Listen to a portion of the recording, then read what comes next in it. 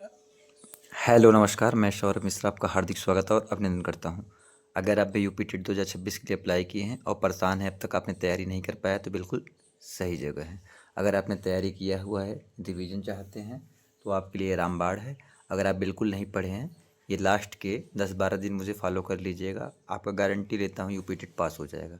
CTET जिन लोग का पास नहीं हो रहा था, कुछ पेज का पीडीएफ था, नोट्स दे दिया था, उसको पढ़ के मात्र 1 हफ्ते में पास हो गए थे। तो वो सब बात की बात है, चलिए बताते हैं।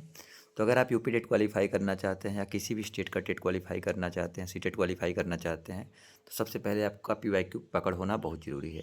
अगर आपने पीवाईक्यू कर लिए तो आप मान लीजिए 70% तो आप ऐसे ही पास हो जाएंगे। 70% आपका रिजल्ट आ जाएगा 100 में। 150 क्वेश्चन आने हैं आपके। अगर पढ़ लेते हैं पीवाईक्यू तो 110 120 आराम से सिर्फ पीवाईक्यू से ही आ जाएंगे।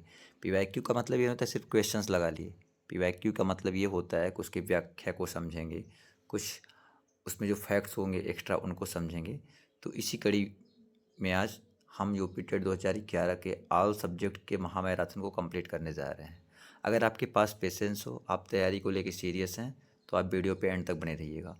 डिजिटल बोर्ड नहीं है हमारे पास, कोई बहुत टिप टॉप नहीं है, बट जो कंटेंट है वो जेन्युइन है। मोस्ट ऑफ द यूट्यूबर क्या करते हैं, कंटेंट बुक से लेते हैं या किसी चीज़ से लेते हैं, पीवाईक्यूज उठा लेते हैं, बस क्वेश्चंस आगे पीछे कर देते हैं और पीपीटी फॉर्मेट में डिजिटल बोर्ड पे पढ़ाते हैं। तो उनका आप वो चीज़ें देखते हैं, 1 घंटे में थोड़ा बहुत कराते हैं। हम मुश्किल से आपके 1 घंटे में पूरे की पूरे 150, 1 घंटे से भी कम समय लेंगे, 150 के पीवाईक्यूज कराएंगे, प्लस फैक्ट्स बता देंगे। इसमें आपका शामिल होगा सीडीपी पूरा होगा 2011 का, हिंदी होगा, इंग्लिश होगा, एसएसटी होगा।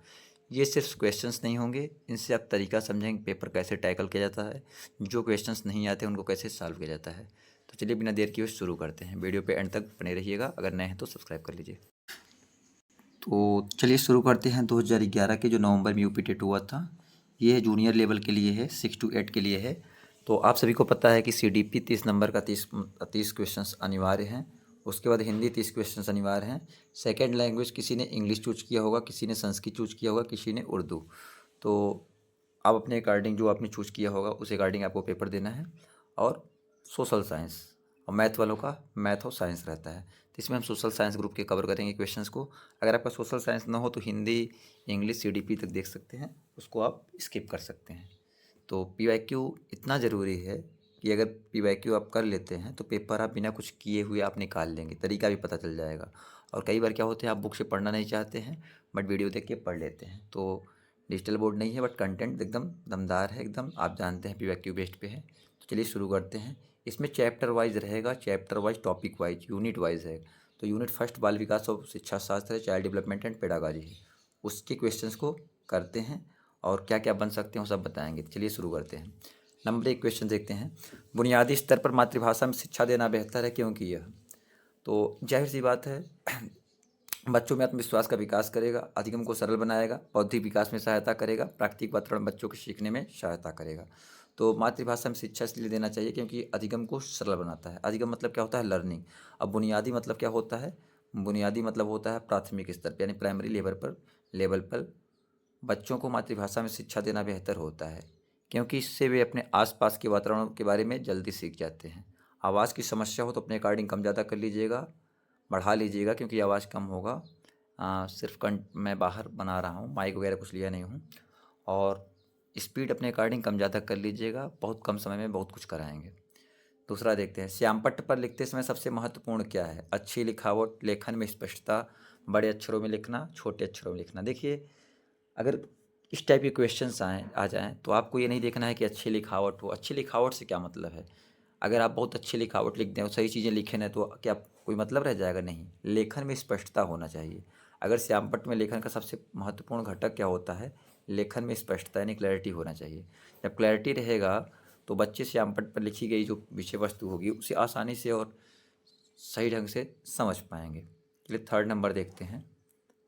थर्ड नंबर क्या है, आपकी कक्षा में एक छात्र देर से आता है। आप अगर कोई छात्र देर से आता है तो उससे क्या करेंगे। देखिए एक चीज़ हम बता दे रहे हैं, सीडीपी में क्या होता है, टीचर गलत हो सकता है, स्टूडेंट कभी गलत नहीं होते।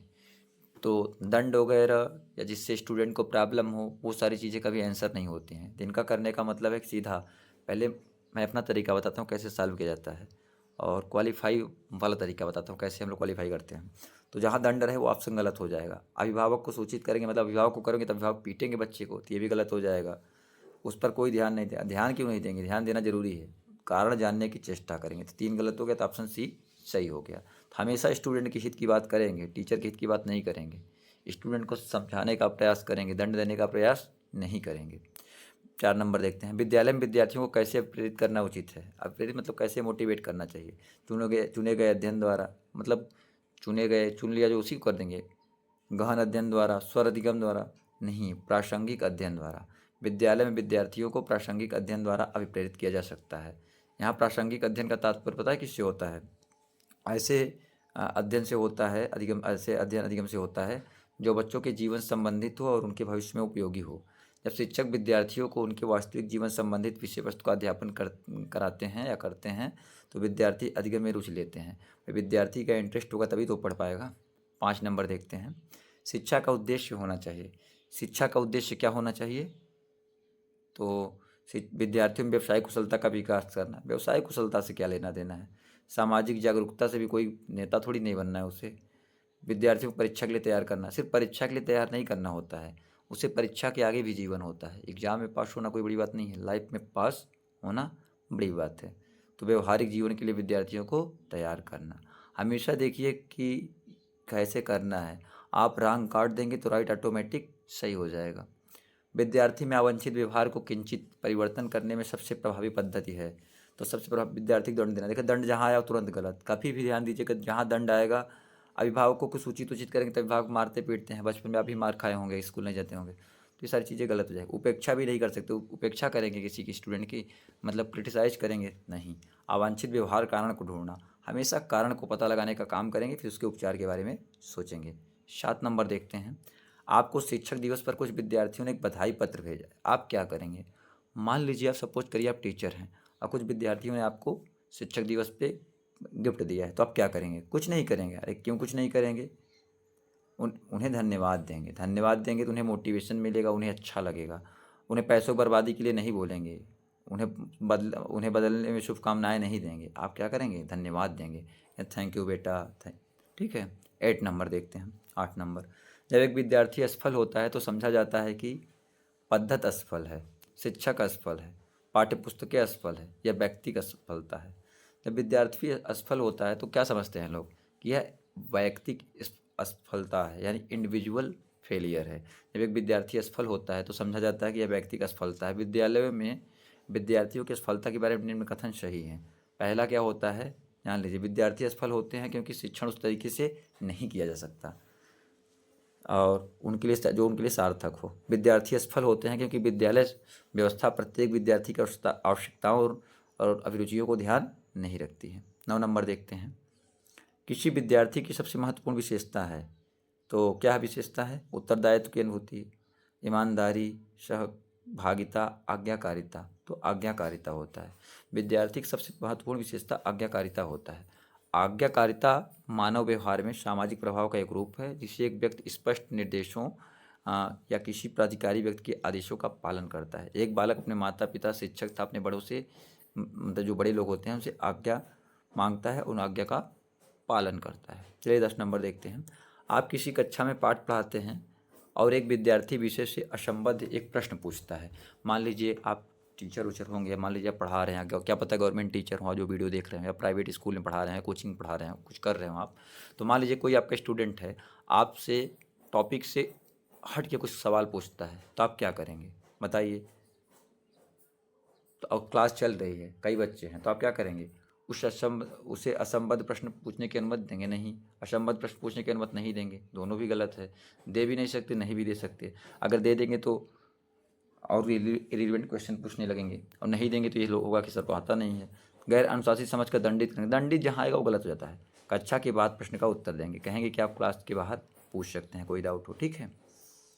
चलिए 11 नंबर देखते हैं, एक प्रश्न सामान्य 12 वर्ष की आयु के बच्चे में सबसे अधिक होना संभव है। क्या होता है सबसे अधिक, कुल प्रेरक समन्वय में कठिनाई, वयस्कों को खुश करने के बारे में दुश्चिंता की अनुभूति, अब और यहाँ में उसकी रुचियों को सीमित करना, समकक्षी के अनुमोदन के लिए बेचैनी। तो ऑप्शन डी हो जाएगा, समकक्षी अनुमोदन के लिए बेचैनी। तो पूर्व किशोरावस्था पूछ सकता है, पूर्व किशोरावस्था का कौन सा वर्ष होता है? 9 से 12 होता है। ये समकक्षी के अनुमोदन के लिए बेचैनी इसका प्रमुख लक्षण होता है। इस अवस्था का बालक औपचारिक शिक्षा द्वारा समाज और संस्कृति के कुछ सरल और प्रारंभिक कौशलों को सीखता है, जैसे संबंध, निर्णयात्मक तर्क करने की योग्यता, आत्मानुशासन और सामाजिक अनुमोदन के नियमों आदि के बारे में अध्ययन वो करता है। 12 नंबर देखते हैं, विद्यालय से विद्यार्थियों का भाग जाने का कारण है। विद्यालय से विद्यार्थी क्यों भागते हैं? कक्षा शिक्षण में रुचि का अभाव, विद्यार्थियों में अध्ययन में रुचि का अभाव, विद्यार्थियों को दंड नहीं देगा, जहाँ दंड आएगा वो तो कभी होगा ही नहीं, जान लीजिए।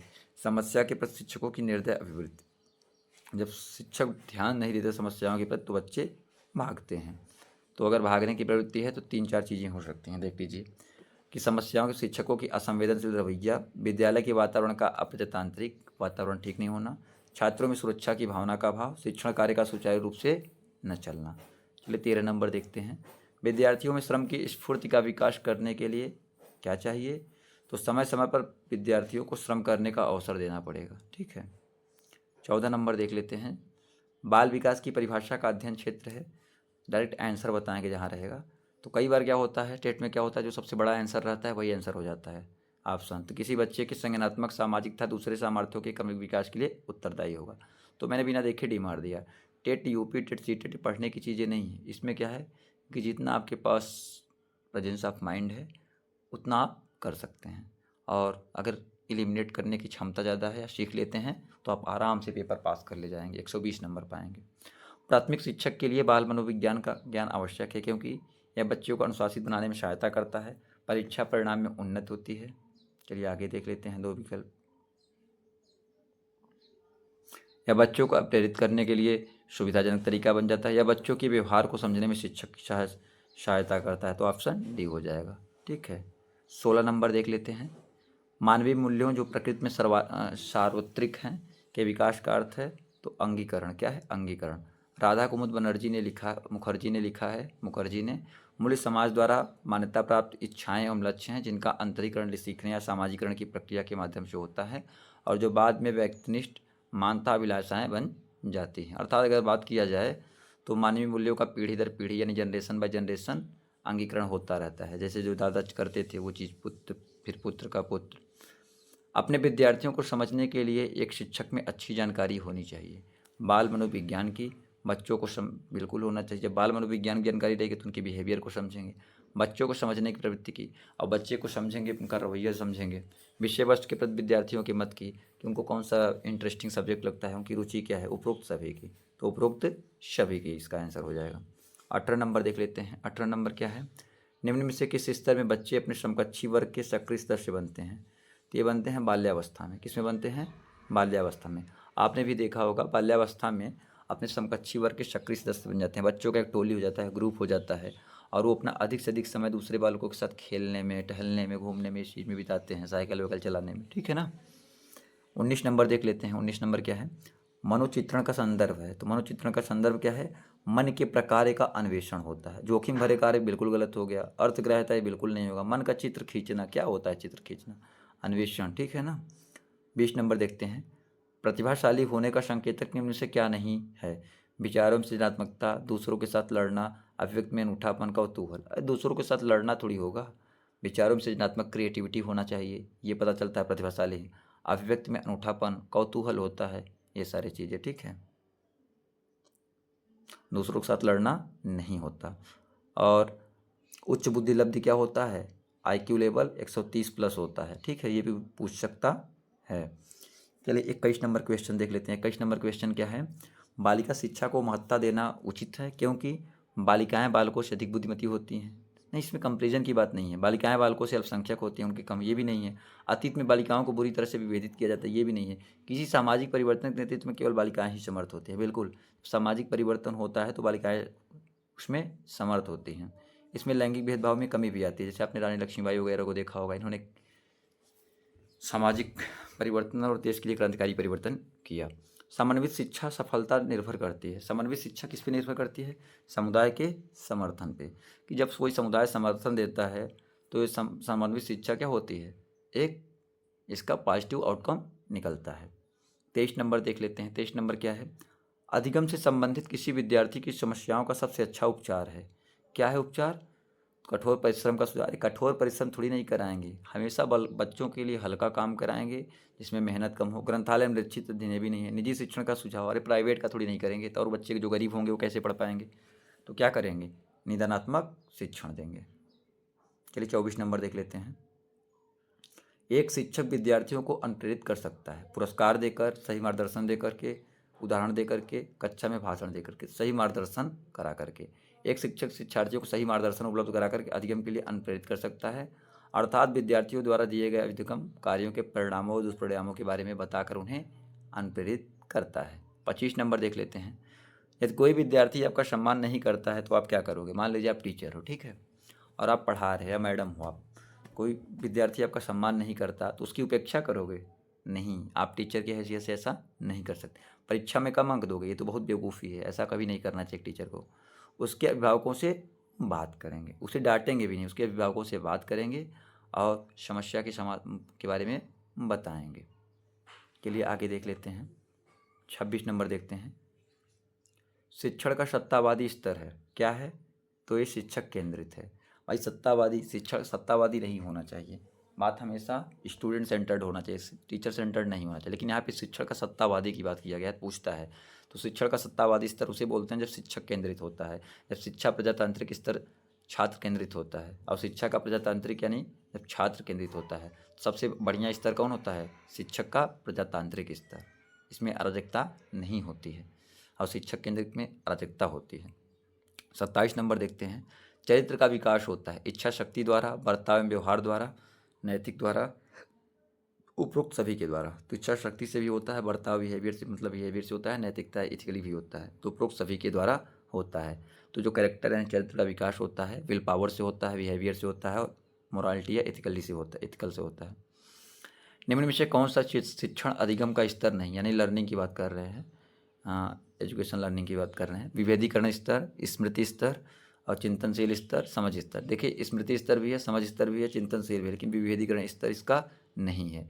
इसमें विभेदीकरण शिक्षण का अधिगम स्तर नहीं है, इसमें छात्रों को बुद्धि लब्धि के आधार पर छोटे छोटे समूह में बांटने की एक प्रक्रिया है, ये विभेदीकरण करते हैं इसे, ठीक है। चलिए 29 नंबर देख लेते हैं। यदि एक विद्यार्थी कक्षा में भाग लेने से संकोच करता है तो आप क्या करेंगे। उससे प्रश्न नहीं पूछेंगे, गलत, आप टीचर हैं, आपको पूछना पड़ेगा। जिस प्रश्नों को उत्तर वो दे सकता है केवल उन्हीं प्रश्नों को पूछेंगे, ये भी नहीं कर सकते आप। उन्हीं प्रश्नों को नहीं पूछेंगे जिसके उत्तर, ये भी नहीं, तो पक्षपात हो जाएगा, बायस्ड हो जाएगा। उससे केवल तब प्रश्न पूछेंगे जब उसके उत्तर देने के लिए उत्साहित हो, ठीक है, तो उसका मनोबल भी बना रहेगा, ऑप्शन डी हो जाएगा। 30 नंबर देख लेते हैं। 30 नंबर क्या है, शिक्षक का बर्ताव होना चाहिए प्रशासनात्मक, अरे प्रशासनात्मक थोड़ी नहीं होना चाहिए, शिक्षाप्रद आदर्शवादी होना चाहिए। जितना टीचर आइडियल होगा, आदर्शवादी होगा, आइडियलिज्म का फॉलो करेगा, उतने बच्चे उसको लाइक करेंगे, उतने बच्चे उससे सीखना चाहेंगे।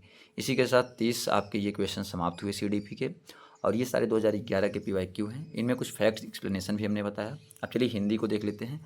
बाद में पेपर से पहले आपके सारे 2011 से लेकर के 2021 तक के, 22 में पेपर हुआ था, 22 तक को सब एक कंपाइलेशन दे दूंगा 12-14 घंटे में। चलिए हिंदी देखते हैं। वर्तनी के अनुसार शुद्ध शब्द का चयन कीजिए। वर्तनी आता है पूजनीय, पूजनीय, तो शुद्ध क्या होता है, पूजनी होता है, तो पूजनी जो है शुद्ध है, बाकी सारी चीज़ें क्या हैं, अशुद्ध हैं। 32 नंबर देखते हैं। जिसका जन्म पहले हुआ उसके लिए एक शब्द जो है उपयुक्त हो, लिखिए। तो जो पहले होता है अग्रज बोलते हैं, जो बाद में होता है अनुज बोलते हैं, और द्विज क्या होता है, ब्राह्मण होता है, सर्वज्ञ क्या होता है, जो सब कुछ जानता है। द्विज, ब्राह्मण, दांत, पक्षी भी तीनों होते हैं। वर्तनी के अनुसार शब्द का शुद्ध रूप चुनिए। पुरस्कार, पुरस्कार ऐसे लिखा नहीं जाता, ऐसे भी नहीं, ऐसे होता है, तो दंती से होता है, ठीक है, जैसे आप लोग सरौता वाला सभी बोलते हैं। सजावट शब्द का प्रत्यय बताइए, तो उपसर्ग प्रत्यय आता है, तो प्रत्यय उपसर्ग प्रत्यय जानते होंगे, शब्द के पीछे जो अक्षर या समूह लगता है उसे प्रत्यय कहते हैं, और जो पहले लगता है उसे उपसर्ग बोलते हैं। जैसे अगर आपसे बोला जाए अभिमान, तो मान में अभी लग गया तो अभिमान हो गया, उपसर्ग हो गया। और प्रत्यय क्या होता है, सजावट, तो सज में आवट जुड़ गया तो क्या हो गया, ये आपका प्रत्यय हो गया, तो यहाँ पे आवट प्रत्यय हो गया। ये सिर्फ PYQ नहीं होगा, क्वेश्चन नहीं होगा, इसमें आपका कॉन्सेप्ट भी तैयार हो जाएगा। लड़का पेड़ से गिरा, उपयुक्त कारक बताइए। कारक जानते होंगे, कर्ता ने कर्म को करण से, तो जानते हैं, तो यहाँ पे क्या है, करण से अपादान, करण से संप्रदान के लिए, अपादान से अलगाव के अर्थ में। तो लड़का पेड़ से गिरा था, इसका मतलब लड़का पेड़ पे चढ़ा था, पेड़ से अलग हो रहा है, तो अपादान कारक हो जाएगा। तो यहाँ पे अपादान कारक होगा अलगाव की स्थिति में। इसका सूत्र याद कर लीजिए। कर्ता ने, जहाँ ने रहेगा कर्ता कारक, कर्म को रहता है, कर्ण से रहेगा कर्ण हो जाएगा।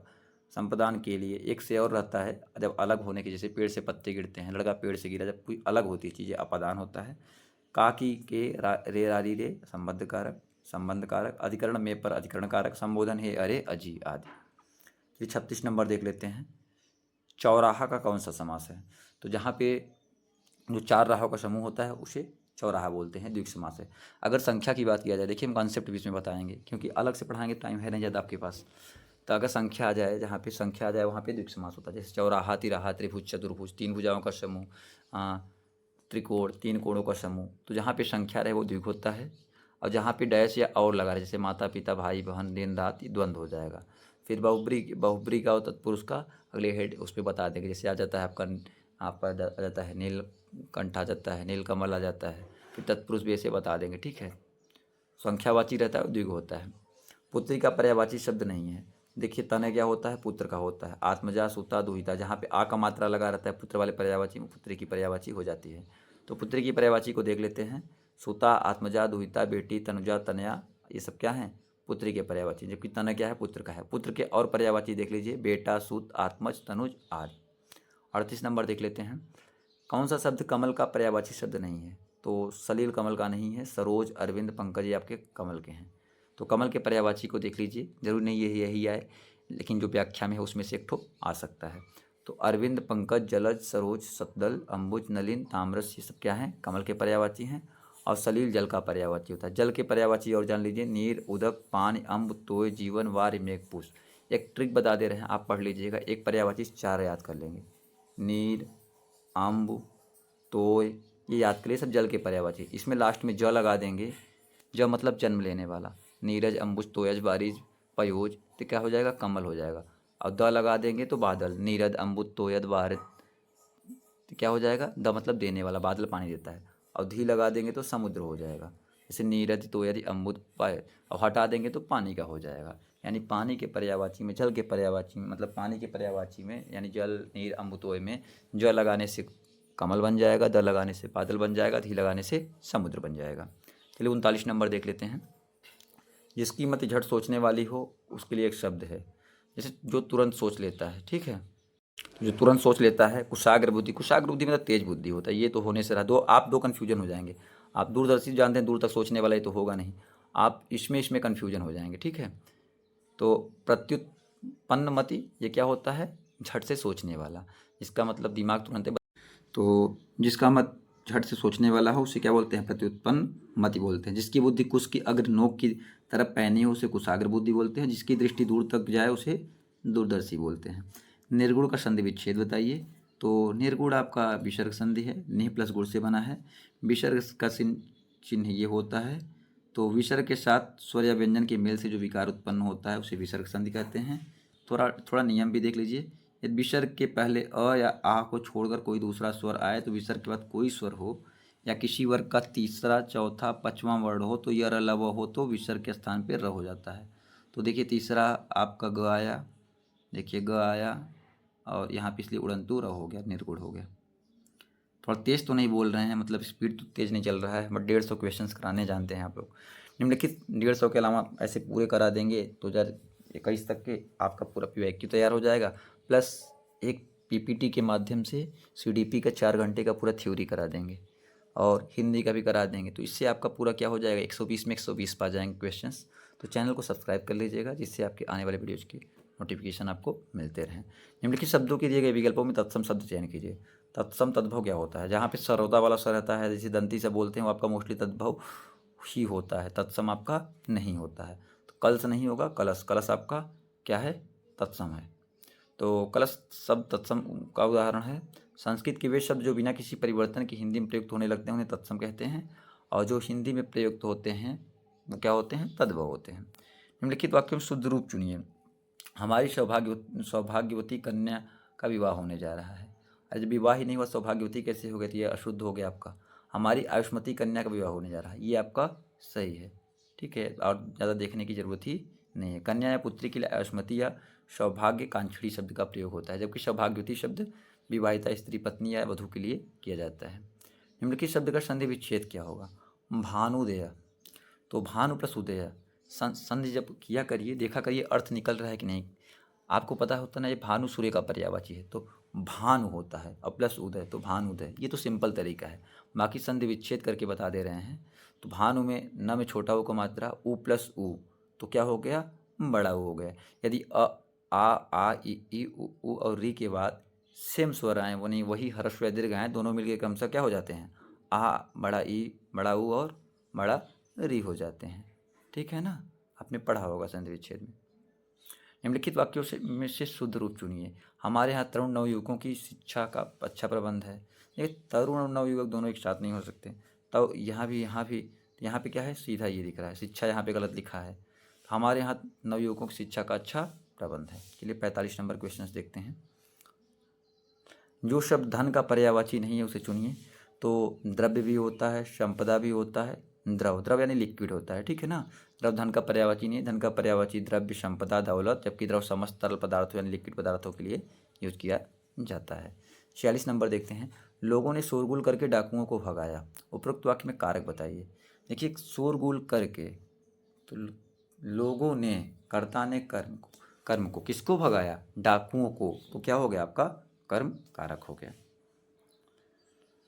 47 नंबर देख लेते हैं। 47 नंबर क्या है, घुड़सवार शब्द निम्न में से क्या है। तो ऋण शब्द योग रूढ़ सर, योगी शब्द। घुड़ पर सवार, योगी क्या होता है, ऐसे शब्द जो दो शब्दों के मेल से बनते हैं और जिनके खंड करने पे ना एक सार्थक अर्थ निकलता है, जैसे आग बबूला, पीलापन, दूध वाला इत्यादि। अजायब घर क्या है, अजायब घर आपका क्या है, देशी शब्द, तत्सम शब्द, विदेशी शब्द, संकर शब्द। तो अजायब घर आपका क्या है, संकर शब्द है।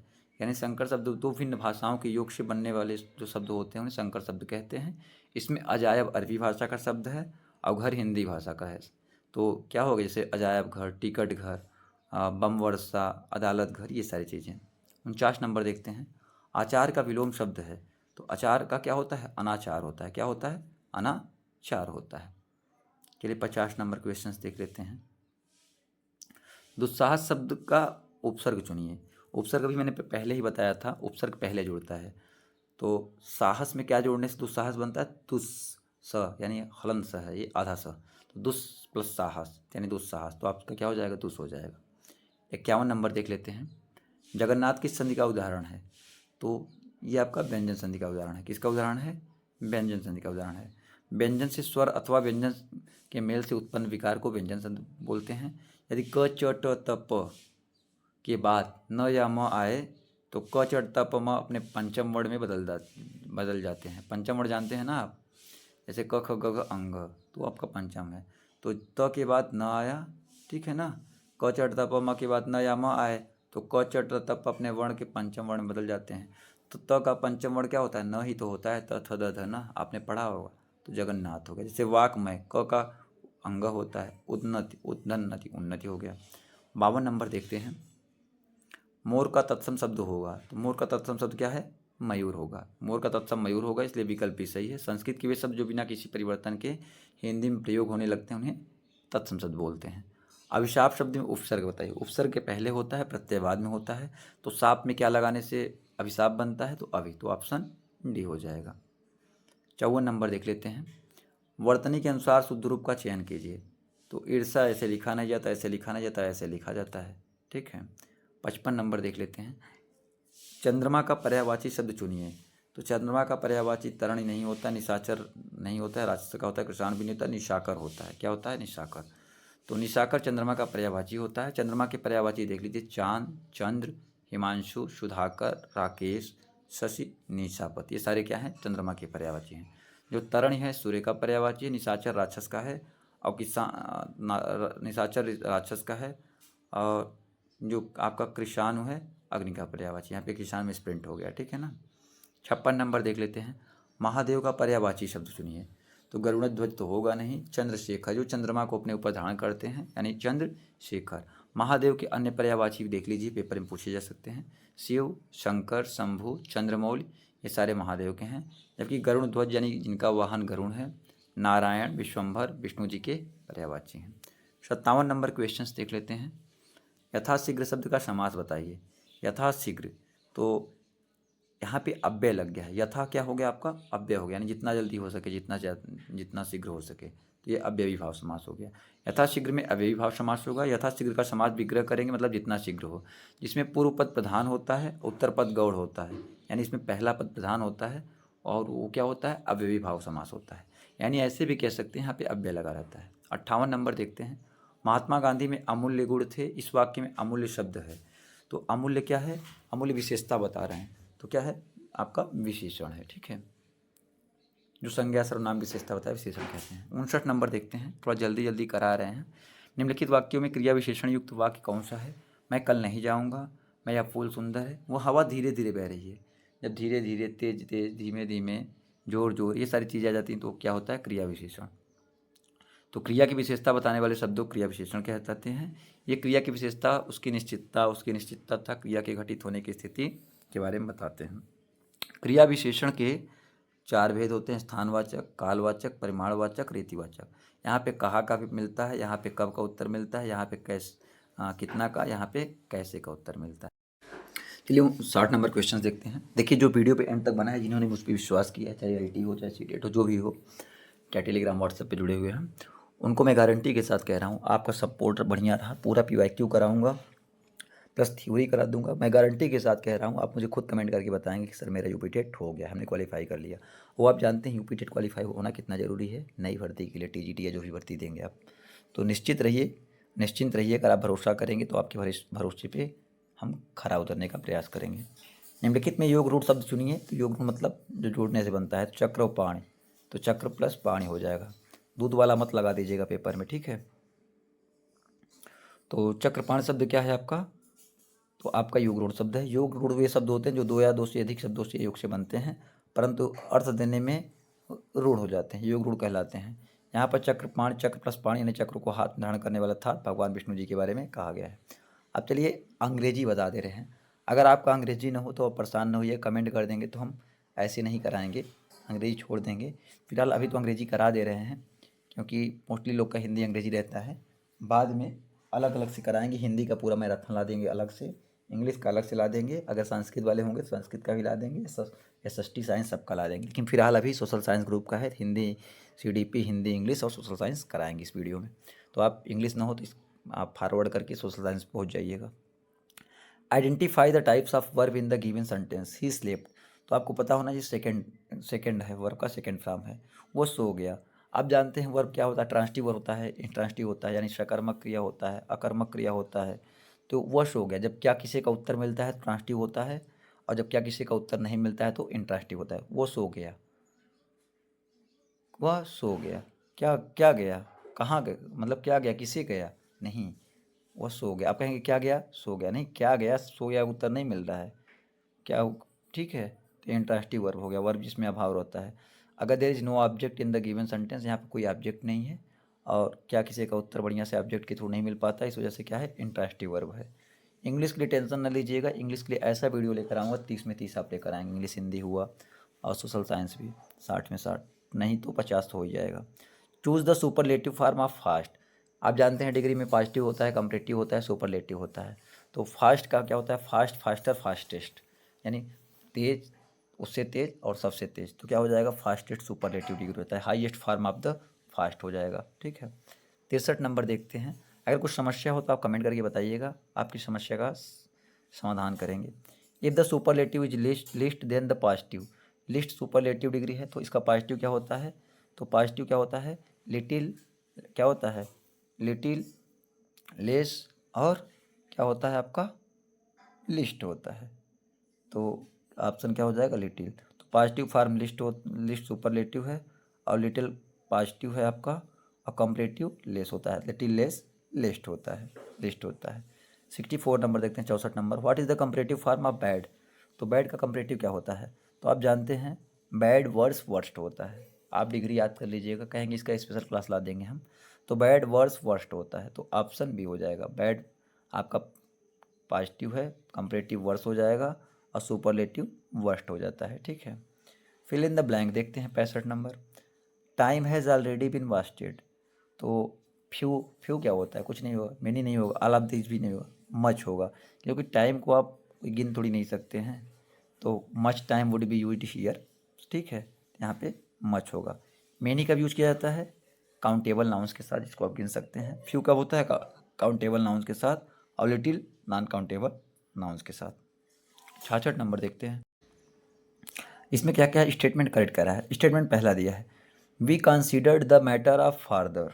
स्टेटमेंट सेकंड दिया है we considered the matter of further.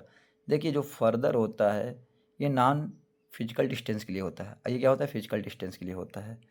तो मैटर जो होता है आपका नॉन फिजिकल डिस्टेंस होता है, इस वजह से आपका ये गलत है, तो ओनली 2 हो जाएगा। ठीक है, तो जो फर्दर होता है वो फिजिकल डिस्टेंस होता है, और जो फर्दर होता है नॉन फिजिकल डिस्टेंस होता है। तो matter is non physical distance, इस वजह से ऑप्शन सेकंड सही है आपका। 67 नंबर देखते हैं, what is the participle of right. तो राइट का पार्टिसिपल क्या होता है? तो पार्टिसिपल आपने पढ़ा होगा, present past perfect participle, 3 participle होते हैं। तो राइड रोड रीडन होता है। तो राइड आपका प्रेजेंट पार्टिसिपल होता है, रोड आपका पास्ट पार्टिसिपल होता है, और रीडन आपका परफेक्ट पार्टिसिपल। यहाँ पे पास्ट ही लिखा है, लेकिन अगर ग्रामेटिकल पढ़ेंगे तो आप परफेक्ट पार्टिसिपल होता है। ठीक है, समझने के लिए। तो यहाँ पे what is the participle of ride, तो राइड का क्या हो जाएगा? रीडन हो जाएगा। क्या हो जाएगा? रीडन हो जाएगा। 68 नंबर देख लेते हैं, what is the simple present of grieve. तो ग्रीव आपका सेकेंड फॉर्म है, सिंपल प्रेजेंट क्या हो जाएगा? ग्रो हो जाएगा। ग्रो वर्ब होता है पार्ट्स ऑफ स्पीच में, ग्रो का ग्रीव पास्ट हो जाता है, अग्रोन पास्ट पार्टिसिपल यानी थर्ड फॉर्म हो जाता है। अगर प्रेजेंट इंडेफिनिट में या सिंपल प्रेजेंट में यस यस यस लग जाए तो ग्रोज हो जाता है। 69 नंबर देख लेते हैं, choose the adverb from the following. Adverb क्या होता है? मोस्टली एडवर्ब में आप ट्रिक जान लीजिए, यल वाई लगा रहता है। तो यल वाई कहाँ लगा है? बैडली में, तो आपका बैडली क्या हो गया? एडवर्ब हो गया। आई होप सेशन आपको अच्छा लग रहा होगा। मैं कंटेंट टाइप वाइप नहीं किया, पीपीटी नहीं बनाया क्योंकि टाइम नहीं है हमारे पास, बट आप कंटेंट जो दे रहे हैं ये पेपर में आया हुआ है, और पेपर निकालने का सिंपल सा फंडा है PYQ लगाना। चूज़ द PYQ के साथ आपको तरीके बता रहा हूँ, व्याख्या कर रहा हूँ। Choose the adverb from the following. तो एडवर्ब मैंने भी क्या बताया? यल वाई लगा रहा था। यल वाई किस में लगा है? इसमें। देखिए आपको कुछ देखना ही नहीं है, तरीके से सॉल्व कर सकते हैं, बस यही है। कुछ लोग क्या करते हैं कि इस क्वेश्चंस बनाएंगे, 1 घंटे लगाएंगे, PPT रहता है, डिजिटल बोर्ड रहता है, तो लोग उनका देखते हैं। बट PPT डिजिटल बोर्ड नहीं है हमारे पास, माइक भी नहीं है, बट कंटेंट आपका जेन्युइन दे रहे हैं, और एग्जाम निकालने का अनुभव इस वजह से अच्छे से आपको करा रहे हैं। Choose the word that is spelled correctly. अब करेक्ट स्पेलिंग का भी आता है। तो डिफाइंड, यहाँ पे ई गायब है तो होगा नहीं। ये मैं क्या है? मैम, ये हम के बाद ये भी गायब है, ये भी नहीं होगा। तो पर फिडी ये आपका सही हो जाएगा। तो चलिए देख लेते हैं इनकी। डिफाइन ऐसे होता है, मैम ऐसे होता है, डिस्ग्रेस आपका इनग्रेस होता है, डिस्ग्रेस नहीं होता है। 72 नंबर देखते हैं, this movie is blank blank than the last ones. देखिए यहाँ पे कंपरेटिव डिग्री लग गया है, तो कंपरेटिव में क्या होता है? कंपरेटिव फॉर्म लगता है, यानी बेटर हो जाएगा। बेस्ट तो सुपरलेटिव है, गुड पॉजिटिव है, ये भी सुपरलेटिव है, तो this movie is better than, जहाँ देन लगता है वहाँ पे बेटर होगा। 73 नंबर देख लेते हैं, रवि वॉज नॉट थिंकिंग। क्या कर रहा है वो? तो Ravi was not thinking clear. Clear तो यहाँ पे हमेशा एडवर्ब लगता है लास्ट में जिरंड के साथ, तो क्लियरली अनक्लियरली, तो was not thinking clearly. Unclearly negative के साथ अनक्लियरली नहीं लगेगा। ठीक है, क्लियरली हो जाएगा, तो ऑप्शन सी हो जाएगा।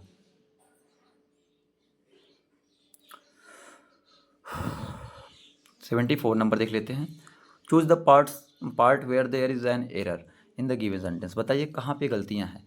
आई went to the library to get as many information as I could. तो एज मैनी इन्फॉर्मेशन, तो इन्फॉर्मेशन क्या होता है? अनकाउंटेबल होता है, तो यहाँ पे मैनी नहीं लगेगा, यहाँ पे मैनी नहीं लगेगा, यहाँ पे मैनी की जगह पे मच होना चाहिए, तो ऑप्शन सी हो जाएगा। मैनी कब लगता है? जिसको आप गिन सकते हैं, काउंटेबल जो होता है। Choose the sentence that is correct with respect to punctuation and capitalisation, यानी जिसमें कैपिटल वर्ड सही से हो, पंक्चुएशन का सही से यूज किया गया हो। He glad we were to see on Rekha, यहाँ पे ये लगा हुआ है विस्मय सूचक, एक्सक्लेमेशन मार्क, ये गलत हो जाएगा। हैड सी मिस्ड अस, ये भी आपका सही नहीं है। She was visiting us for summer, ये ऑप्शन भी सही हो जाएगा, तो बी आपका क्या हो जाएगा? सही हो जाएगा। ठीक है, यहाँ पे इनटू लगा हुआ है, इस वजह से वहाँ पे गलत हो जाएगा डी वाले में। 76 76 नंबर देखते हैं, identify the type of word that is underline in the given sentence. All the people cheered, तो यहाँ पे क्या है? ऑल। ऑल आपको बताना है ऑल क्या है, तो अंडरलाइन में। ठीक है, तो all is used adjective here, यहाँ पे ऑल सभी लोगों के लिए, लोगों की विशेषता बता रहा है, तो इसलिए क्या हो जाएगा? एडजेक्टिव हो जाएगा। क्या हो जाएगा? एडजेक्टिव हो जाएगा। 77 नंबर देख लेते हैं। 77 क्या है? Identify the type of word that is underlined in the given sentence. It is share ravish. तो शेयर क्या है यहाँ पे? ये भी एडजेक्टिव है। Share is an adjective here. तो ऑप्शन क्या हो जाएगा? ऑप्शन क्या हो जाएगा? सी हो जाएगा। जब कोई विशेषता बताते हैं नाउन या प्रोनाउन की, तो क्या हो जाता है? एडजेक्टिव हो जाता है। तो choose the singular form of the given word gulfs. Gulfs का सिंगुलर क्या हो जाएगा? गल्फ हो जाएगा। गल्फ सिंगुलर होता है, गल्फ्स क्या होता है? प्लूरल होता है। 79 देख लेते हैं। Choose the correct sentence. Of water take this glass. Of water से थोड़ी होगा। Take glass of this water, ये भी सही नहीं। Take this glass of water, ये आपका सही हो जाएगा सब्जेक्ट प्रेडिकेट के अकॉर्डिंग। तो हम 80 नंबर देखते हैं। Choose the word that spelled incorrectly. देखिए इनकरेक्ट बताना है। कई बार क्या होता है, मोस्टली बच्चे क्या करते हैं, वो सोचते हैं करेक्ट पूछ रहा है तो गलत करके चले जाते हैं। तो इसमें इनकरेक्ट, ये तो सीधे दिख गया निगेटिव। निगेटिव की स्पेलिंग यानी ई होता है, यानी जी ए होता है। तो इनकरेक्ट तो यही हो गया, बाकी सब करेक्ट है, देखने की जरूरत ही नहीं है। चलिए 81 नंबर देख लेते हैं। The word pair discrete and discreet are called. ये क्या है आपका? ये आपका होमोफोन्स है। होमोफोन्स क्या होता है कि यहाँ पे डिस्क्रीट और डिस्क्रीट दोनों क्या होते हैं? समुच्चरित शब्द बोलते हैं। अगर हिंदी में बात किया जाए समुच्चरित यानी समान उच्चारण वाले, जैसे साइट CIT SIGHT, तो होमोफोन्स बोलते हैं। जैसे कि जो समान उच्चारण हो, जैसे कैटली और कैटल लिखा जाता है, तो होमोफोन्स क्या होता है? A word that is pronounced the same as another word but as a different meaning, उनका डिफरेंट मीनिंग हो। जैसे जो डिस्क्रीट है यहाँ पे, इसका मतलब डिफरेंट या सेपरेट होता है, और जो डिस्क्रीट है यहाँ पे, इसका मतलब टैक्टफुल होता है। 82 नंबर देख लेते हैं। Choose the noun from the given word strong. Strong का क्या होता है? नाउन। वाई तो हमेशा मैंने बताया था एडवर्ब होता है। ये स्ट्रांगनेस भी नहीं होगा, स्ट्रेंथ भी नहीं होगा, स्ट्रेंथ होगा। क्या होगा? स्ट्रेंथ होगा। 83 नंबर देख लेते हैं। 83 क्या है? ये सब पार्ट्स ऑफ स्पीच से आए हुए हैं questions. Choose the noun from of the given word grave. अब देखिए ग्रेव का क्या होता है? ग्रेविटी होता है। क्या होता है? ग्रेविटी। ये तो आपका एडवर्ब जानते ही है, एडवर्ब, ठीक है। 84 नंबर देख लेते हैं। A very brief pause in a sentence is marked by using ए या एन। तो ए या एन के द्वारा पॉज करते हैं तो वो क्या होता है? कामा होता है। ए एन कामा, मतलब जो पॉज करते हैं बीच सेंटेंस में उसे कामा लगाते हैं। 85 नंबर देखते हैं। इन the given sentence identify the gerund jogging is a good exercise. तो क्या होता है यहाँ पे? जिसमें जीरंड क्या होता है? जिसमें ING लगा रहता है, वो आपका जीरंड होता है। इन्फिनिटिव पूछ लेता है तो वर्ब के पहले टू लग जाता है, ये ध्यान रखिएगा। 86 नंबर देख लेते हैं। Choose the sentence where the comma is placed correctly. जहाँ पे कामा करेक्टली लगा, यस के बाद कामा होता सही था, ये तो आपका गलत हो गया। नो आई डिडेंट, ये भी गलत हो गया। Well the ending did surprise me, तो ऑप्शन CPL के बाद लग गया कामा। 87 नंबर देख लेते हैं। Choose the option which give the correct abbreviation. Abbreviation क्या होता है? जो आपका फुल स्टॉप लगाते हैं, ये सब चीज़ें लगाते हैं। कहाँ पे है? ये सैटरडे होना चाहिए, गलत है। लक्ष्मी पेपर, ये भी गलत है। ये जनवरी, ऐसे थोड़ी नहीं होता। नॉर्थ ईस्ट सेंट कह सकते हैं, तो ऑप्शन D हो जाएगा। चलिए देख लेते हैं इसकी व्याख्या को। तो नॉर्थ ईस्ट क्या है? करेक्ट है। Jain would be use in भी, ये सब सारी चीज़ें हैं, जानते ही सर। 88 देख लेते हैं। 88 चूज द करेक्ट स्पेलिंग। तो कैलेंडर का स्पेलिंग देखिए इतना छोटा, अब इसमें लोग गलती कर देते हैं। अब वहाँ पे दिमाग काम नहीं किया, कहते हैं सब सेम सेम दिख रहा है। तो CALENDAR याद कर लीजिए कैलेंडर का स्पेलिंग। ये 3 से 4 बार पूछा गया है, इस वजह से बता रहे हैं, तो कैलेंडर हो जाएगा। 89 नंबर देख लेते हैं। CALENDAR, या देख लीजिएगा CALENDAR। 89 नंबर देखते हैं। Choose the correct spelling. देखिए प्रिविलेज का स्पेलिंग पूछा है, प्रिविलेज का स्पेलिंग ये सही होता है, PRIVILEGE, प्रिविलेज होता है। तो करेक्ट स्पेलिंग प्रिविलेज होता है, ठीक है। 90 नंबर देख लेते हैं। व्हाट डज द फ्रेज क्या है? Cream of the crop. Cream of the crop का मतलब होता है the best of A group, मतलब जो सबसे बेस्ट होता है। तो इसी के साथ ही आपका इंग्लिश भी 30 क्वेश्चन समाप्त हुआ। 2011 में आया हुआ जो पीटेट का है। आपके लिए सामाजिक अध्ययन देख लेते हैं। अगर आपका सामाजिक अध्ययन न हो तो आप यहीं पे रुक जाइएगा। अगर आप सोशल साइंस ग्रुप से हैं तो आप देख लीजिएगा। बाकी कमेंट करके बताइएगा। अलग अलग सब्जेक्ट का अलग अलग तरीके से लेके आएंगे, बहुत ज़बरदस्त तरीके से आपको कराएंगे भी, समझाएंगे भी। तो चलिए 91 नंबर क्वेश्चन देखते हैं SST सोशल साइंस से। केले और अनानास का मुख्यतः उगाए जाते हैं। कहाँ पे उगाए जाते हैं? ये उष्णकटिबंधीय क्षेत्रों में उगाए जाते हैं। जो केला होता है, अनानास होता है, ये उष्णकटिबंधीय फसल होते हैं। मतलब इनके लिए अगर बात किया जाए तो वर्षा की आवश्यकता पर्याप्त रूप में होती है और भारत में इसकी पैदावार मुख्यतः दक्षिण और पूर्वी भारत में होती है, ये ध्यान रखिएगा। चलिए 92 नंबर देख लेते हैं। निम्न में से किस समूह की भाषा को भारत में सबसे अधिक लोग बोलते हैं? तो भारतीय आर्य भाषा को सबसे अधिक लोग बोलते हैं। 93 नंबर देख लेते हैं। निम्न में से कौन से जुड़वा नगर हैं? दिल्ली था फरीदाबाद, मुंबई था पुणे, बेंगलोर था मैसूर। तो हैदराबाद और सिकंदराबाद आपके क्या हैं? जुड़वा नगर हैं। तो भारत का जुड़वा नगर की संज्ञा दिया जाता है। ये दोनों नगर तेलंगाना राज्य में स्थित हैं। हैदराबाद आंध्र प्रदेश और तेलंगाना की संयुक्त रूप से राजधानी है। चलिए 94 नंबर देख लेते हैं। सबसे अधिक मात्रा में केसर मिलता है। तो सबसे अधिक मात्रा में केसर कहाँ से मिलता है? तो आपके जम्मू कश्मीर से मिलता है। केसर का उत्पादन में भारत में मात्र जम्मू कश्मीर राज्य ही एक है जहाँ पे इसका उत्पादन होता है। और केसर उत्पादन के लिए निम्न तापमान यानी लो टेम्परेचर की आवश्यकता होती है। 95 नंबर देख लेते हैं 95। भारत के संविधान द्वारा कितनी भाषाएं स्वीकृत हैं? तो भारत के संविधान द्वारा 22 भाषाओं को स्वीकृत किया गया है। संविधान की 8वीं अनुसूची में कुल 22 भाषाओं का उल्लेख किया गया है। इस अनुसूची में आरंभ में 14 भाषाएं थीं, शुरू में 14 भाषाएं थीं, बाद में संशोधन करके 22 भाषाओं को जोड़ा गया। बात किया जाए संविधान में तो 395 मूल रूप से अनुच्छेद हैं, इसमें 22 भाग हैं और 12 अनुसूचियाँ हैं। ठीक है, अनुच्छेद की बात करें ओवरऑल तो 468 पहुँच जा रहा है इस टाइम। असम के काजीरंगा नेशनल पार्क का आकर्षण कौन सा प्राणी है? तो इसका आकर्षण कौन है? एक सींग वाला गैंडा है। तो गैंडा जानवर इसका क्या है? आकर्षण का प्राणी है। 97 नंबर क्वेश्चंस देखते हैं। वह स्थान जो किसी समय फ्रांसीसी उपनिवेश था अब अरविंद आश्रम की मंजिल है, वह कौन सा है? तो ये पांडिचेरी है। तो स्वतंत्रता संग्राम के सेनानायक अरविंद घोष का आश्रम पांडिचेरी में स्थित है। आश्रम को ओरविले आश्रम 1916 के नाम से जाना जाता है। 1916 में स्थापना हुआ था और विलो आश्रम के नाम से। पांडिचेरी पूर्व में फ्रांसीसी उपनिवेश था जिसकी स्थापना 1928 में हुई थी। बॉम्बे हाई संदर्भित है तो ये अपतट तेल क्षेत्र से। बॉम्बे हाई अपतट तेल क्षेत्र से के लिए प्रसिद्ध है जो बम्बई महाराष्ट्र के पास स्थित है। अभी आपको कुछ चीज़ें आपने पढ़ा नहीं होगा, पहली बार देखा होगा, इसलिए कह रहे हैं PYQ लगाइए। जब दूसरा 2013 का कराएंगे तो उसमें काफ़ी चीज़ें आप देखेंगे रिपीट रहेगा। अगर आप PYQ पूरे लगा लेते हैं तो SST आप आराम से 60 में 40 आराम से कर लेंगे, प्लस कुछ अलग भी कराएंगे। भारत का 26वां राज्य निम्न में से कौन सा बना? तो 26वां राज्य आपका छत्तीसगढ़ बना। छत्तीसगढ़ 26वां राज्य बना और इसकी स्थापना 1 नवंबर 2004 को हुई थी। और अगर बात किया जाए 27वां पूछ ले तो उत्तराखंड बना, ये 9 नवंबर 2000 को हुआ। और झारखंड 28वां बना और भारत का तेलंगाना 29वां राज्य बना, इसे 2 जून 2014 को दर्जा मिला। ठीक है, अब बाद में फिर घटा बढ़ा दिया गया जम्मू कश्मीर, ये सारी चीज़ें तो आपको बताना होगा। चलिए 100 नंबर देखते हैं। निम्न में से कौन सी नदी का उद्गम भारत में नहीं है? तो कावेरी का भी है, नर्मदा का भी, गंगा के, ब्रह्मपुत्र का नहीं है, तिब्बत में आता है। ये तिब्बत में आता है, चीन वाले एरिया में। ठीक है, तो ब्रह्मपुत्र का नदी का उद्गम स्थल 3 तिब्बती मतलब तिब्बत स्वायत्त क्षेत्र में है और मानसरोवर झील है। ब्रह्मपुत्र नदी तिब्बत, चीन, भारत तथा बांग्लादेश से होती है, बंगाल की खाड़ी में गिरती है।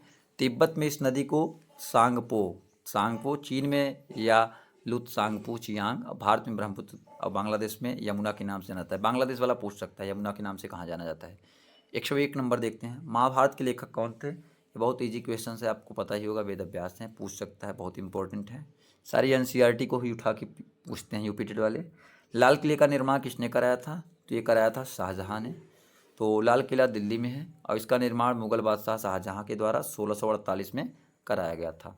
आगरा का लाल किला यानी आगरा का किला, आगरा में भी किला है, का निर्माण अकबर ने 1573 में कराया है। दोनों पूछ सकते हैं, 1648 1573। 103 नंबर देखते हैं। भारत के प्रथम राष्ट्रपति कौन थे? तो डॉक्टर राजेंद्र प्रसाद हैं।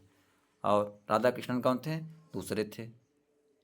और जाकिर हुसैन कौन से? तीसरे थे। जवाहरलाल नेहरू प्रधानमंत्री थे पहले।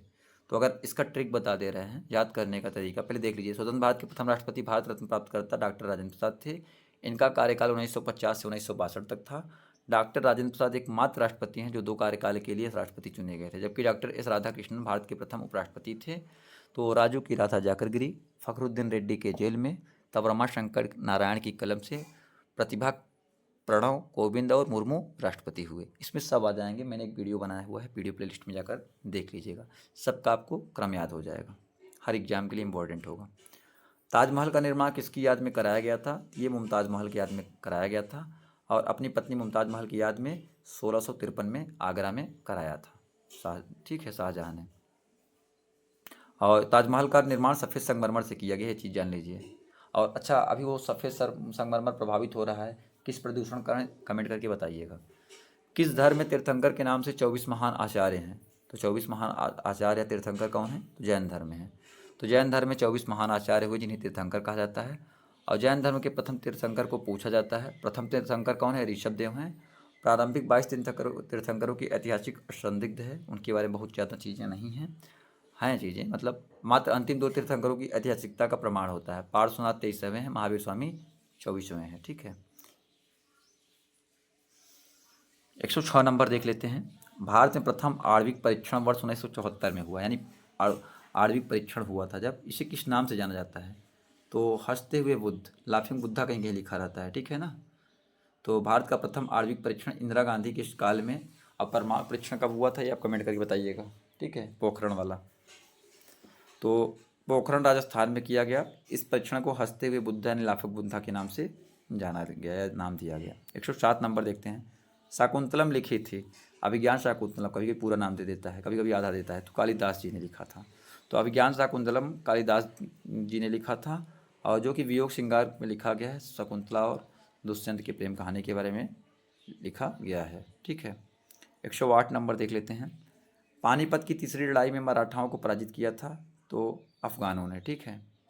तो तीसरी लड़ाई कब हुई थी ये पूछ सकता है, तो 14 जनवरी 1761 को हुई थी, पानीपत हरियाणा के मैदान में। अहमद शाह अब्दाली अफगान और मराठा सेनापति सदाशिवराव भाऊ के बीच लड़ी गई थी। 109 नंबर देखते हैं। किसने कहा स्वराज्य मेरा जन्मसिद्ध अधिकार है? ये कहने वाले थे बाल गंगाधर तिलक। तो बाल गंगाधर तिलक जी ने ये कहा था। अच्छा, अब इनसे ये भी पूछ सकता है सुभाष चंद्र बोस ने क्या कहा था, दादा भाई नौरोजी, लाला लाजपत राय। आप कमेंट करके बताइएगा लाठियों से मारे जाने की वजह से किसकी मृत्यु हुई थी। तो बाल गंगाधर तिलक ने यह घोषणा किया था, स्वराज मेरा जन्मसिद्ध अधिकार है, इसे मैं लेकर रहूँगा, तुम मुझे खून दो मैं तुम्हें आज़ादी दूंगा। किसका है आप कमेंट करके बताइएगा। राणा सांगा संबंधित हैं, तो राणा सांगा मेवाड़ से संबंधित है। किससे संबंधित है? मेवाड़ से। तो राणा सांगा साम्राज्य के सिसोदिया राज्यवंश थे, सिसोदिया होना चाहिए यहाँ पे। प्रसिद्ध शासक थे, बहुत ही प्रतापी और बहुत ही शूरवीर थे। 16 मार्च 1527 ईस्वी में खानवा युद्ध राणा सांगा एवं बाबर के मध्य लड़ा गया, ठीक है। 111 नंबर देख लेते हैं। पंचायती राज संस्थाओं का निर्माण सर्वप्रथम किस राज्य ने किया था? तो ये सबसे पहले राजस्थान ने किया था। राजस्थान के नागौर, ठीक है, नागौर में, जिले कह रहा हूँ, नागौर में। तो पंचायती राज संस्था की स्थापना सर्वप्रथम 2 अक्टूबर 1959 ईस्वी को नागौर राजस्थान में की गई। बलवंत राय मेहता समिति की सिफारिश पर भारत में त्रिस्तरीय यानी 3 टायर पंचायत की व्यवस्था को अपनाया गया। 73वें संविधान संशोधन द्वारा पंचायती राज व्यवस्था को संवैधानिक राज व्यवस्था का दर्जा दिया गया। 112 नंबर देख लेते हैं। संवैधानिक सरकार का अर्थ है, ये देखिए जीएससी लेक्चरर के या ये सब चीज़ें इनके जीएससी लेक्चरर क्वेश्चंस में आया था, ये चीज़ें सेम चीज़ें आई थी। संविधान की शर्तों के अनुसार सरकार, कानून के अनुसार सरकार, दोनों सही। लोकतांत्रिक सरकार ये सही, तो उपरोक्त सभी हो जाएगा। पंचशील पर हस्ताक्षर हुए थे। पंचशील क्या है आप जानते हैं? भारत चीन के मध्य 29 अप्रैल 1954 को एक समझौता हुआ था, जिसे पंचशील समझौते के नाम से जाना गया था। तो इसमें नेहरू और झाओ एनलाई के बीच समझौता हुआ था। तो ये तत्कालीन प्रधानमंत्री पंडित जवाहरलाल नेहरू और तत्कालीन चीनी प्रधानमंत्री चाओ एन लाई ने हस्ताक्षर किए थे। इस समझौते के तहत तिब्बत को चीन का हिस्सा मान लिया गया था, ठीक है। 114 नंबर देख लेते हैं। संविधान सभा के सदस्यों द्वारा भारत के संविधान पर अंत में कब हस्ताक्षर हुए थे? तो ये 24 जनवरी 1950 को हुए थे। कब हुए थे? 24 जनवरी 1950 को हुए थे। तो संविधान को 26 नवंबर 1949 को पूर्ण कर लिया गया था, यानी पूरा कर लिया गया था। और संविधान सभा के सदस्यों द्वारा 24 जनवरी 1950 ईस्वी को संविधान पर सभी ने हस्ताक्षर किया था, और 26 जनवरी 1950 को ये क्या हुआ था? लागू हुआ था। इसी के साथ भारत एक गणतंत्र देश के रूप में स्थापित हुआ था। और 115 देखते हैं, यहाँ पर संविधान होना चाहिए। संविधान सभा के प्रधान कौन थे? तो प्रधान आपके कौन थे? BR Ambedkar, JL Nehru, BN BA।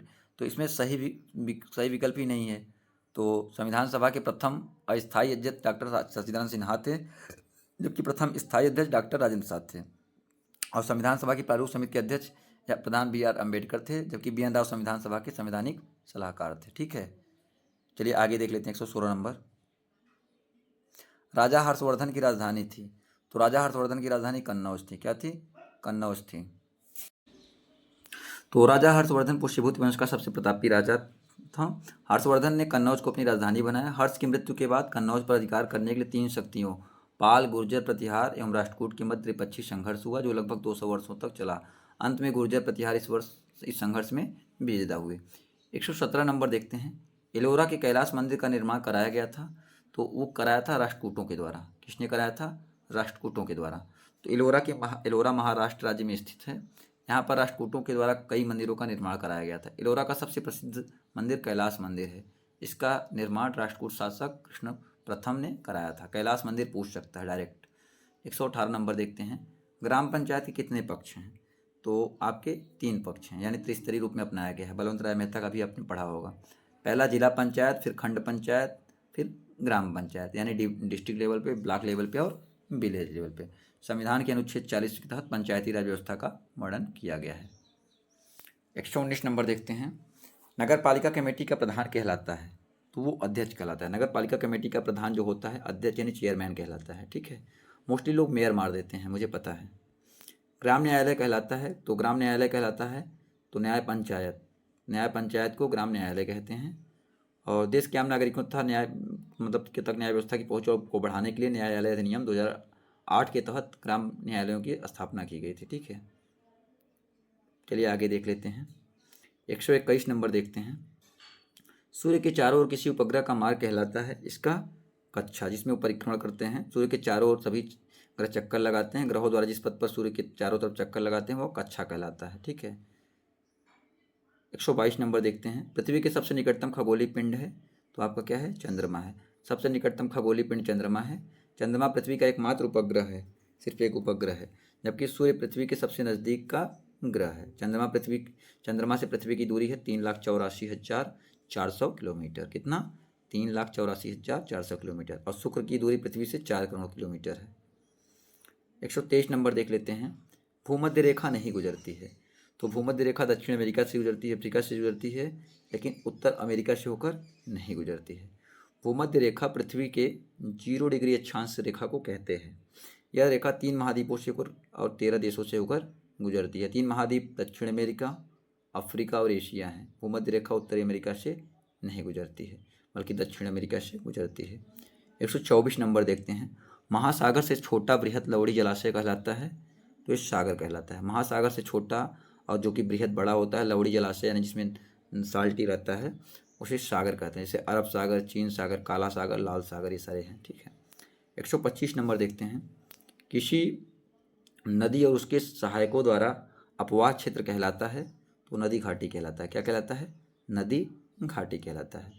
126 number देखते हैं। भारत की बृहत्तम नदी कौन सी है? तो ये भारत की बृहत्तम नदी, आपकी सबसे बड़ी लंबी नदी क्या है? गंगा है। और इसके द्वारा सिंचित क्षेत्र कितने हैं? 9 लाख वर्ग किलोमीटर हैं। इस नदी की लंबाई 2510 किलोमीटर, कहीं कहीं 2525 किलोमीटर भी मिलता है, तो घबराना नहीं है। ठीक है, गंगा नदी का उद्गम स्थल गंगोत्री ग्लेशियर है। और गोदावरी नदी को वृद्ध गंगा कहते हैं, बहुत पूछा जाता है। दक्षिण गंगा भी कहा जाता है गोदावरी को। चलिए 127 नंबर क्वेश्चन देखते हैं। ग्रीनविच माध्य समय तथा भारतीय प्रमाण समय के बीच समय अंतराल कितना है? यानी इंडियन स्टैंडर्ड टाइम, हम ग्रीनविच टाइम की बात कर रहा है, तो 5 घंटे 30 मिनट है। आपने NCERT कक्षा 6 का पढ़ा होगा, क्लास 6 का, तो आपके पहले चैप्टर में ही ये मिल जाएंगी, पहले दूसरे चैप्टर में ही ये सारी चीज़ें। तो ग्रीनविच मानक समय रेखा 0 डिग्री देशांतर रेखा कहलाती है। भारत का मानक समय रेखा 82 हाफ डिग्री पूर्वी देशांतर है, जो कि नैनी मिर्ज़ापुर उत्तर प्रदेश से गुजरता है। मिर्ज़ापुर होते हुए और प्रयागराज के का नैनी है, यहाँ से गुजरता है। और ग्रीनविच तथा भारतीय प्रमाण समय के बीच का समय अंतराल 5 घंटे 30 मिनट है। नैनी से होकर गुजरता है, नैनी प्रयागराज में ही है। निम्न में से कौन सी भू आकृति भारत में नहीं पाई जाती है? समुद्र तल, हिम नदी, हिमशैल, मरुस्थल। हिम नदी पाई जाती है, मरुस्थल, हिमशैल। हिमशैल नहीं पाया जाता है। हिमशैल भू आकृति भारत में नहीं पाई जाती। हिमशैल मुख्यतः ध्रुवों के समीप स्थित देशों में पाई जाती है। 129 नंबर देख लेते हैं। 129 नंबर क्या है? भारतीय मुख्य भूभाग में कितने महासागर मिलते हैं? तो इसमें एक महासागर मिलता है। दक्षिण क्षेत्र का मात्र एक महासागर हिंद महासागर में से मिलता है। हिंद महासागर को 2 भागों में बांटा गया है, एक अरब सागर, दूसरा बंगाल की खाड़ी। पूछ सकता है। शांत घाटी यानी साइलेंट वैली कहीं कहीं डायरेक्ट पूछ लेता है। शांत घाटी किस राज्य में स्थित है? ये आपके केरल में है। शांत घाटी केरल राज्य के पलक्कड़ जिले के नीलगिरी में स्थित है। यह घाटी जैव विविधता की दृष्टि से बहुत ही महत्वपूर्ण स्थान रखता है बायोडाइवर्सिटी के लिए। 131 नंबर देखते हैं। गौतम बुद्ध ने पहला प्रवचन, पहला उपदेश कहाँ पे दिया था? सारनाथ में दिया था। सारनाथ आपका वाराणसी जिले में पड़ता है। आप जाइएगा, घूमने लायक काफ़ी अच्छा स्थान है। तो अंतिम मौर्य शासक कौन था? तो अंतिम मौर्य शासक बृहद्रथ था, जिसकी हत्या पुष्यमित्र शुंग ने कर दी थी। ठीक है, तो ऑप्शन डी हो जाएगा। 133 नंबर देखते हैं। प्राचीन रोम कब गणतंत्र हुआ है? तो ये 6वीं सदी ईसा पूर्व में। तो 6वीं शताब्दी ईसा पूर्व में प्राचीन रोम गणतंत्र हुआ था। उसी समय भारत में द्वितीय नागरिक क्रांति की शुरुआत हुई। 134 नंबर देखते हैं। सिंधु घाटी सभ्यता की लिपि है, तो ये अवाचनीय है। सिंधु घाटी सभ्यता की लिपियाँ तो मिली हैं, परंतु उसका वाचन अभी तक नहीं हो पाया, इसलिए अवाचनीय कहा जाता है। लिपियों की लिखावट के आधार पर हड़प्पा लिपि को बेस्त्रोफेदोन भी कहा जाता है। पूछ लेगा बेस्त्रोफेदोन। 135 नंबर देख लेते हैं। हड़प्पा के लोग प्रयोग करना नहीं जानते थे। सोने का, चांदी का, लोहे का, कांस्य का। तो ये लोहे का प्रयोग करना नहीं जानते थे, बाकी सारी चीज़ों का प्रयोग करना जानते थे। और इसमें कुछ फैक्ट हैं, देख लीजिएगा। हड़प्पा के लोगों को लोहे के धातु की जानकारी नहीं थी। हड़प्पा काल में मुख्यतः धातु कांसा था। कांसा एक मिश्र धातु है जो कि टीन और तांबे से मिलकर बनता है, इसलिए इसे कांस्ययुगीन सभ्यता भी कहा जाता है। लोहे के प्रथम प्रयोग का साक्ष्य अतरंजी खेड़ा उत्तर प्रदेश से प्राप्त हुआ है, जो लगभग 1000 ईसा पूर्व की है। अतरंजी खेड़ा उत्तर प्रदेश। ठीक है। शक काल की शुरुआत कनिष्क ने की थी। कब किया था? 78 ईस्वी में। कब किया था? 78 ईस्वी में कुशवाहा शासक कनिष्क ने किया था। 137 नंबर देख लेते हैं। भारत के प्रथम ब्रिटिश गवर्नर जनरल कौन थे? तो देखिए यहाँ भी चीज़ें डलहौजी, हेस्टिंग्स, कैनिंग, क्लाइव। तो अगर गवर्नर जनरल की बात किया जाए तो प्रथम British governor general Lord William Bentinck थे, और वारेन हेस्टिंग बंगाल का गवर्नर जनरल था। लेकिन जब बेंटिक है ये नहीं है तो आपको यही मानना पड़ेगा। और लॉर्ड क्लाइव बंगाल का प्रथम गवर्नर जनरल था, तो या तो क्लाइव कर सकते हैं। तो इसका उत्तर सबको दिया जाता है जब ऐसे होते हैं तो। किस क्षेत्र में अंग्रेज अधिग्रहण का सिपाही विद्रोह हुआ था? तो ये अवध में हुआ था। आप जानते हैं डलहौजी था, डलहौजी क्या हड़प की नीति अपनाया था। उसने सतारा, जैतपुर और उदयपुर, झांसी, इन सबको हड़प लिया था। जिनके वारिस नहीं थे सब थे, या कुछ अवध पे कुशासन का आरोप लगा दिया था। तो इसका ट्रिक है सजस बहुझाना। तो सजस मतलब सतारा, जैतपुर। ठीक है, बाद में बताएंगे। बाघाट, उदयपुर, झांसी, ये सारी चीज़ें। तो लॉर्ड डलहौजी द्वारा अवध का अधिग्रहण कर अंग्रेजी राज्य में विलय करना उसकी सबसे बड़ी भूल थी, क्योंकि अवध के लगभग प्रत्येक घर का एक सदस्य अंग्रेजी सेना में था। इस कारण सिपाही विद्रोह 1857 का यह प्रमुख कारण माना जाता है। 139 देखते हैं। स्वतंत्र होने पर भारत एक रियासत बन गया था। रियासत का दर्जा किस वर्ष खत्म हुआ? तो वर्ष 1950 में जब संविधान लागू हो गया तो रियासत का दर्जा खत्म हो गया। 140 देखते हैं। स्वतंत्र भारत के अंतिम गवर्नर जनरल कौन थे? तो सी राजगोपालाचारी थे। स्वतंत्र भारत के अंतिम गवर्नर जनरल चक्रवर्ती राजगोपालाचारी थे, और स्वतंत्र भारत के प्रथम गवर्नर जनरल लॉर्ड माउंटबेटन थे। और माउंटबेटन ही भारत में ब्रिटिश शासनकाल के अंतिम गवर्नर थे। 141 देखते हैं। असम का प्राचीन नाम है? तो कामरूप। बहुत बहुत इंपॉर्टेंट है, पूछ सकता है। कामरूप था। कामरूप का शासक हर्षवर्धन का मित्र दिवाकर था। 142 नंबर, ये भी बहुत इंपॉर्टेंट है। दिलवाड़ा मंदिर उदाहरण है। ये किसका है? जैन स्थापत्य का है। दिलवाड़ा मंदिर जैन स्थापत्य का उदाहरण है। इस मंदिर का निर्माण 1021 ईस्वी में बिमल शाह, जो चालुक्य भीमदेव का प्रथम सोलंकी राजा मंत्री था, के द्वारा आबू राजस्थान में कराया गया था। 143 नंबर देखते हैं। चाणक्य को किस नाम से भी जाना जाता है? तो विष्णुगुप्त, कौटिल्य, ये सब चाणक्य के नाम है। चाणक्य का मूल नाम विष्णुगुप्त था। इनका एक अन्य नाम कौटिल्य भी था। चाणक्य मौर्य संस्थापक चंद्रगुप्त मौर्य के गुरु एवं तक्षशिला विश्वविद्यालय के प्रधान आचार्य थे। चाणक्य ने राजनीति पर एक प्रसिद्ध पुस्तक लिखी, अर्थशास्त्र। ठीक है, इन्हें भारत का मैकियावेली भी कहा जाता है। बहुत इंपॉर्टेंट है। मैकियावेली के एक राजनीतिक विचारक थे, और आधुनिक मैकियावेली ने ही राज्य को स्टेट शब्द कहा था पहली बार। औसत से देखिए, इतनी चीज़ें फैक्ट हम आपको बता दे रहे हैं। औसत से किसका संबंध नहीं है? धन्वंतरी, भास्कराचार्य, चरक, भास्कराचार्य का नहीं है। औषधि मतलब मेडिसिन से। तो औसत का संबंध धन्वंतरी से है। इन्हें औषध विज्ञान का पिता भी कहा जाता है। चरक तथा सुश्रुत का संबंध भी औसत से है। भास्कराचार्य का गणित एवं गणित से है, ज्योतिषी से है, और खगोल से है, खगोल विज्ञान से। चलिए 135 नंबर क्वेश्चन देख लेते हैं। भारत के राष्ट्रपति को उसके कार्यकाल से हटाया जा सकता है, प्रधानमंत्री द्वारा थोड़ी नहीं हटाया जाएगा, संसद द्वारा हटाया जाता है महाभियोग लगा करके। तो राष्ट्रपति को उसके कार्यकाल से पूर्व संसद द्वारा महाभियोग लगाकर हटाया जाता है। अनुच्छेद 61 में महाभियोग का प्रक्रिया का वर्णन किया गया है। अनुच्छेद 61 के अनुसार राष्ट्रपति द्वारा संविधान का अतिक्रमण किए जाने पर उसके विरुद्ध महाभियोग लगाया जा सकता है। अगर पास होगा तो हटेंगे, नहीं तो नहीं हटेंगे। भारत में राज्यों की संख्या कितनी है? तो वर्तमान में आपके 28 राज्य 8 केंद्र शासित प्रदेश हैं। पहले जब पेपर था तो 29 थे, लेकिन वर्तमान में 28 राज्य 8 केंद्र शासित प्रदेश हैं। 147 नंबर देख लेते हैं। 147 नंबर, आर्य समाज की स्थापना किसने की थी? तो स्वामी दयानंद ने किया था। तो आर्य समाज की स्थापना स्वामी दयानंद सरस्वती ने 10 अप्रैल 1875 को बम्बई में की थी। स्वामी दयानंद सरस्वती का प्रसिद्ध वाक्य है, वेदों की ओर लौटो। पूछ लेगा वेदों की ओर लौटो किसने कहा था। अभी जब नेक्स्ट कराएंगे तो आपको समझ में आ जाएगा।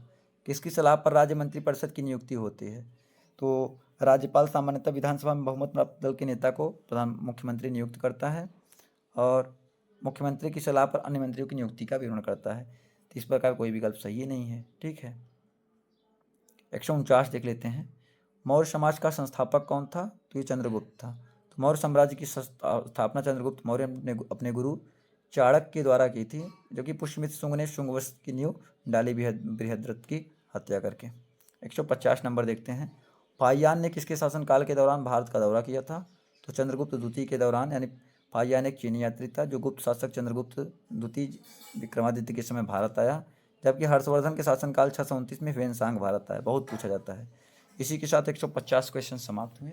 आई होप आपको सेशन अच्छा लगा होगा और क्वेश्चन का तरीका पता चला होगा कि कैसे कैसे यूपी टेट में क्वेश्चंस पूछे जाते हैं। और बहुत कम समय में, 1 घंटे से कुछ समय ज़्यादा हुए हैं, मान लीजिए 1 घंटे में आपके पूरे 150 क्वेश्चन हमने कर दिए। वीडियो देखिए सभी बनाते हैं, सब अपने लिए सब टीचर अच्छे होते हैं, लेकिन जो भी कंटेंट लेते हैं लोग PYQ बुक से उठा करके क्या करते हैं, PPT बढ़िया बाकायदा बना लेते हैं, टिप टॉप से बना लेते हैं, डिजिटल बोर्ड से पढ़ाते हैं और उसी का वो यूज़ करते हैं। 1 घंटे में 20 क्वेश्चन कराएंगे, 30 क्वेश्चन कराएंगे, आपके टाइम ज़्यादा लेंगे। देखिए 1 घंटे में आपके 2011 कंप्लीट कर दिया। नेक्स्ट वीडियो कल लेकर आएंगे जिसमें हम 2013 कट कर देंगे। ऐसे करते करते 2022 में जो हुआ था 21 वाला 22 तक के इस पूरे पेपर को कर देंगे। इसी बीच में CDP का बाकायदा PPT के फॉर्मेट में थ्योरी वाला बना दिया है हमने। वो 4 घंटे का वीडियो होगा, उसमें CDP आपका कंप्लीट हो जाएगा, ऐसे हिंदी हो जाएगा और बाकी आप जो कहेंगे हम सब करा देंगे। अगर आप तैयारी करते हैं, आपने देखा होगा LT में 10 से 15 दिन में मैंने पूरा का पूरा करा दिया। बहुत से बच्चों का प्रीलिम्स हुआ था। तो अगर आप टेट पास होना चाहते हैं ताकि TGT में बैठ सकें, मिडिल प्राइमरी में बैठ सकें, तो आप हमें बताइएगा, कमेंट करिएगा कि हाँ चीज़ें उस आपकी क्वेरी के अकॉर्डिंग जो आपको सब्जेक्ट चाहिए होगा बताइएगा, वीडियो लेकर आएँ। अगर वीडियो अच्छा लगा हो, टाइम आपका यूटिलाइज हुआ हो, तो वीडियो को लाइक करें, चैनल में सब्सक्राइब करें, साथ ही साथ बेल आइकन को प्रेस कर लें और आप हमारे व्हाट्सएप टेलीग्राम चैनल से जुड़ जाइए। टेलीग्राम तो अभी बैन है, व्हाट्सएप पे जुड़ जाइए, वहाँ पे इन्फॉर्मेशन मिलता रहता है हर एग्जाम रिलेटेड। तो मिलते हैं नेक्स्ट वीडियो में, तब तक के लिए bye bye, thank you so much, I love you.